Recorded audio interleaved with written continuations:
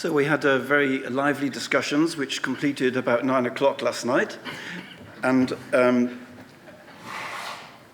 just to point out that we had a very useful collection of different backgrounds in our working group, as you can see. And I think this was very helpful, very informative, and helped our discussions a lot.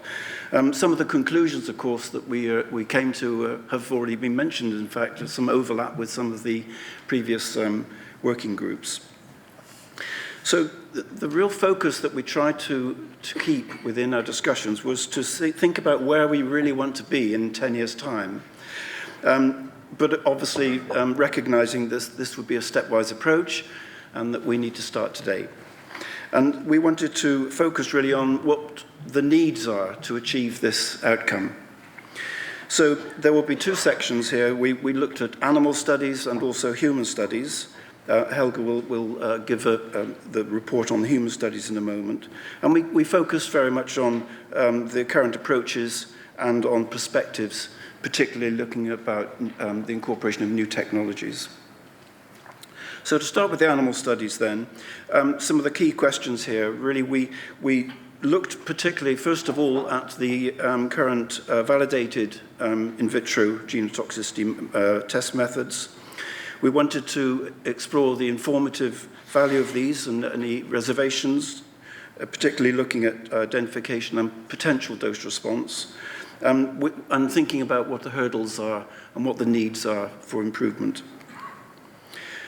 So we focused first of all looking at these in vivo genotoxicity tests, which in fact Diane covered in the very first talk of this meeting. And just a few observations to start with. First of all, focusing on COMET assay. It was recognized that the basis and the fate of the damage here was somewhat unclear, with some limited predictivity in terms of mutagenicity. We recognized that there were multiple mechanisms that could lead to response in the COMET assay, and interpretation could be somewhat difficult. And therefore that there was really a requirement in many cases for further mechanistic information to support this information. Having said that, we recognize that there currently is a clear value in the COMET assay in vivo, particularly for the site of contact, especially in those cases where bone marrow exposure is not very clearly demonstrated for the micronucleus assay. That's certainly the case in terms of mixtures, for example. And we also recognize the need for perhaps more standardization across laboratories. And then a few more observations on some of the other test methods. The in vivo bone marrow micronucleus assay, as well as some of the others, the chromosome aberration and PIG-A, might not be predictive for other tissues, so we need to bear that in mind. And again, this point about the level of evidence that's required to demonstrate bone marrow exposure can be problematic. And that's why we felt it was important that there's more rapid development in terms of the validation and the guideline for the liver micronucleus and intestine micronucleus assays that would be very valuable at this stage. We also just recognize in terms of the transgenic rodent models that these are very useful, but just noting that, of course, it employs a non-mammalian target gene. So we had some discussion around quantitative approaches, and we had a very, very useful short presentation from Jose at EFSA. And just to highlight the fact that it was able to recognize that we could determine a benchmark ratio, BMR, as well as confidence limits, BMDL, BMDU. And importantly, the fact that it's possible to have model averaging, which increases the robustness. And it was pointed out that typically there would be 4 parameters that would be able to conclude: the background, maximum response, steepness, and also some information on potency. But to be suitable for BMD modeling, experimental data should ideally represent 3 responses. And we just had a look at 3 examples here. You see that the example shown here on the left-hand side is really not very informative at all. The only point that deviates from this category here is the control. So very, very difficult to make information from this. There may be a situation like this where there's at least some information, but still somewhat problematic. And then ideally, we would end up with some information rather like this, which is much more informative in terms of looking at the dose response. We had quite a lot of discussion around benefits and hurdles in terms of BMD modeling, and it was certainly concluded that BMD is preferred over the NOGEL in terms of the approach. There may, of course, be some cases and studies where BMD modeling is not successful. We emphasized the need for further harmonization and questions about really where the benchmark response BMR should be set. There are some proposals for suitable BMRs. In fact, I think we heard about some of this in workshop 2. There are case studies would be very useful to explore the appropriateness of BMR for different genotoxicity endpoints, and we know that there's some work that's already started on this. Of course, when there is once we've identified the BMR, then the next step is to determine the margin of exposure. And that obviously needs sufficient exposure data. But it's also needing mechanistic information. It's the combination, really, of mechanistic information and the modeling of the dose. So I think it's a combination of these 2 points that's very important here in terms of determining what this margin of exposure should be for various compounds. We recognize that already there's some information, again, this is mentioned in one of the other working groups, about comparing the BMD for genotoxicity and carcinogenicity. That again, would be useful to explore further. But overall, there are some difficulties here in terms of determining what the BMR should be. It will determine for different compounds, the mechanistic information may be important in determining. And also, of course, the big question about what the margin of exposure should be.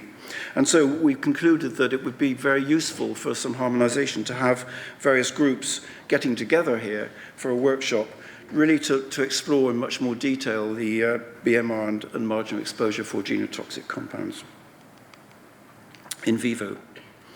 So we then went on to look at some new technologies, and we had a very nice presentation from George, who's in the audience, I think, on the error-corrected DNA sequencing technologies. And I think the main point here is that I want to emphasize is that this does allow some genome-wide mutation analysis, frequency measurements.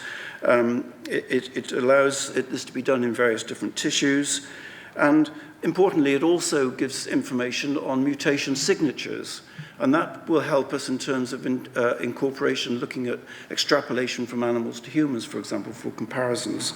There are a lot of benefits, potential benefits, when using this technology. Noting the final point there that there might be some reservations in terms of currently not able to determine and see responses in terms of aneuploid or chromosomal aberrations. But a lot of potential here, we think. Of course, there are potentials also in terms of transcriptomic and proteomic markers as well, where we know that there are gene expression changes could be indicative of DNA damage, such as induction of DNA repair responses. The linkage between transcriptome and proteome and functional aspects are clearly very important. And the identification of patterns of alteration, their time dependency is going to be important, and there's much more work that needs to be done on that. More standardization, yet again, and also we know that already there's some information on BMD analysis of the transcriptome being studied, and again, much more work is needed. But again, we're looking for what we might be in a position for in 10 years' time. So hopefully there'll be much more work that will help us in this aim. So concluding on the animal in vivo studies, where do we want to be in 10 years' time? I mentioned earlier that we're looking for a stepwise process to try and work towards this aim.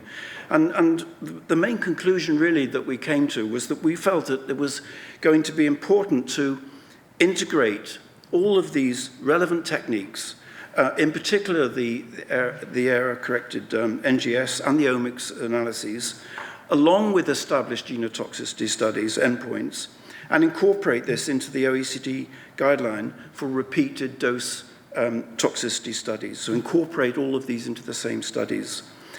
The quantitative evaluation of the data will with support of statistical tools is going to be important, more and more important, we feel. And very importantly, the fourth bullet here, for interpretation, we really must incorporate information from, as we've heard in some of the other working groups, from in vitro studies, from NAM studies, toxicogenetic, PBTK, extrapolation from in vitro to in vivo, and indeed from human data to make informed choices about where that reference point and what that margin of exposure should be. Some big challenges, I know, but I think this is where we want to try to achieve in the next 10 years. And of course, there's a big benefit if we are able to achieve this type of approach in terms of reduction of animal use. So we're now going to move across to human studies, and Helga will take over.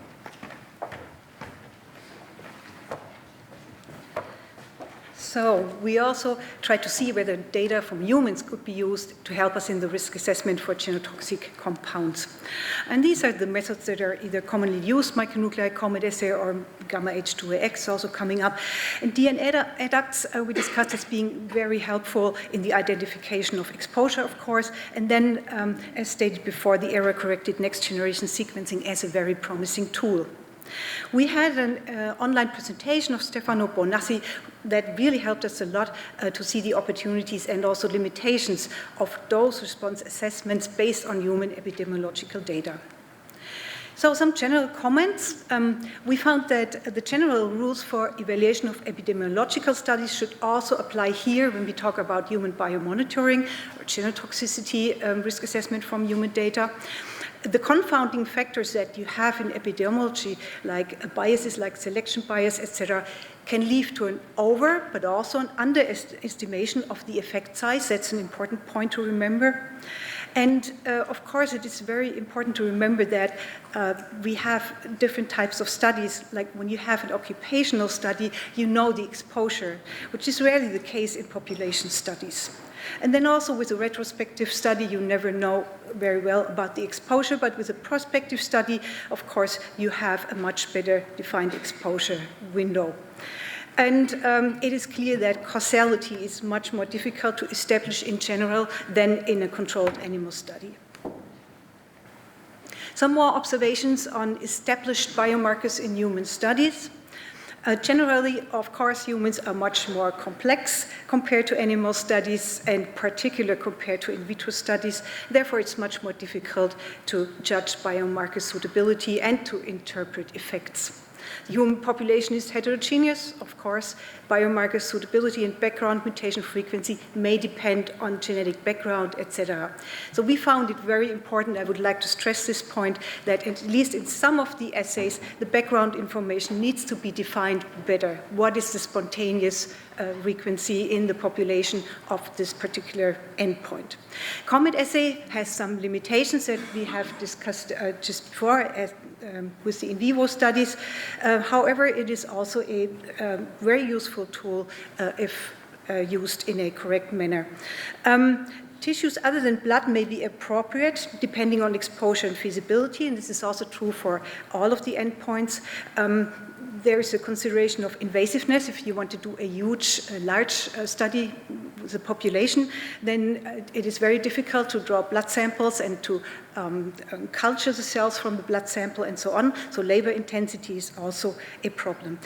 It is very important to always remember exposure estimation, which is a difficult task, difficult issue, but DNA adducts, if you can measure them, of course, are very useful for that. Some technical considerations. So I've already stated that with large sample numbers, it will be difficult to draw blood and then isolate the lymphocytes and culture them and so on. So we need to consider automation and artificial intelligence support. very much for the human studies. It is very important to keep in mind the combination of effect and exposure biomarkers to increase the confidence or the strength of the evidence. It's also important not to forget that there are temporal developments, so it's important to think about when do you measure the effect that you're measuring as compared to the exposure. Then we talked a little bit about biobanks and can you use samples from biobanks? And yes, you can for some purposes, but there are limitations regarding the suitability for some of the endpoints. You cannot do every endpoint with biobank samples. And also the population coverage. When you are looking for exposure, it may not be covered in the biobank, obviously.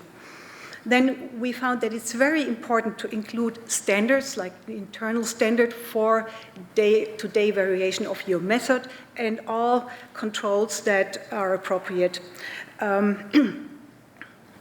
And we found that a further standardization, at least of some of the assays, would be desirable, and also that we need to extend the use of some of the endpoints into additional target sites or tissue and standardize that.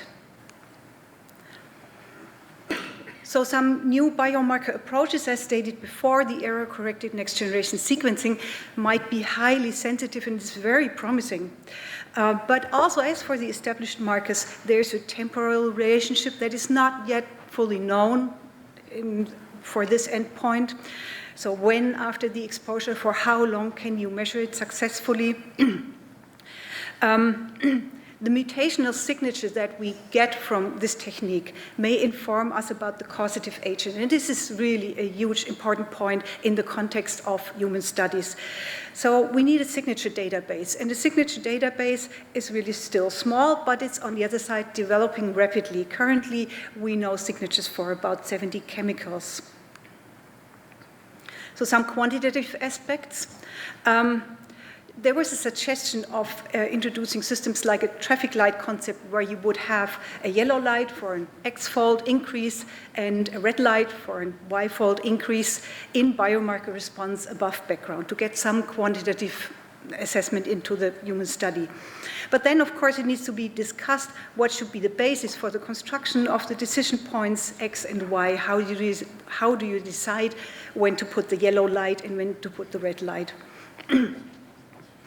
And the dose response in humans is very complex because usually you have little information on exposure. Also, the dynamic range of endpoints is smaller than in vitro and in animals, so the range between zero effect and maximal effect size that you can measure is not so big. This, together with the variability between humans, makes it difficult. Finally, we talked about BMD modeling, and it is certainly difficult under all these conditions.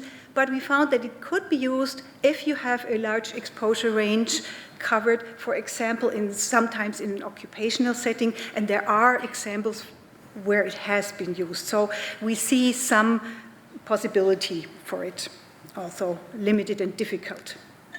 So in conclusion, we found that the established biomarkers do show some limitations, but they can be useful to support quantitative conclusions depending on the case. You have to look in a case-by-case fashion. Improvements are needed regarding background characterization and standardization of some of the endpoints and application to various tissues. Novel in vivo genotoxicity biomarkers based on EC-NGS and omics offer new opportunities to enhance the quantitative evaluation. And we felt that integration of epidemiological data with other streams of evidence is advocated. And we do see a movement to a more quantitative approach so that at least we have a semi-quantitative approach within the next decade or so. With this, at the end, I would like to thank all participants of Workshop 4, who really, we had a very active discussion, and it was delightful to be in this workshop and have the discussion with all the different participants. Thank you very much.